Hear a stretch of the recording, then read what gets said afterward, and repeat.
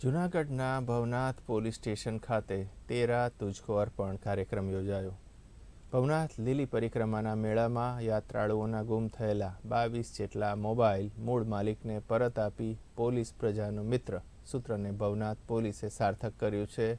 દર વર્ષે જૂનાગઢ શહેરમાં શિવરાત્રી તેમજ લીલી પરિક્રમાના મેળામાં આવતા શ્રદ્ધાળુઓની કિંમતી ચીજ વસ્તુઓ મોબાઈલ પર हाथ साफ करीने खिस्सा कातरुओ फायदो उठावी चोरी करता होय छे। त्यारे भवनाथ लीली परिक्रमामां आवता श्रद्धाळुओना मोबाइल चोरीनी फरियादने आधारे भवनाथ पोलीस द्वारा मूळ मालिकोने तेमनो किंमती सामान अने मोबाइल मळी जाय तेने लई कामगीरी हाथ धरवामां आवी हती। त्यारे भवनाथ लीली परिक्रमाना मेळा दरमियान यात्राळुओना गुम थयेला 2.72 लाख रूपियाना कुल 22 जेटला मोबाइल अरजदारोने परत करवामां आव्या हता। त्यारे पोताना मोबाइल परत मळता मोबाइल मालिकों में खुशी देखाई हती।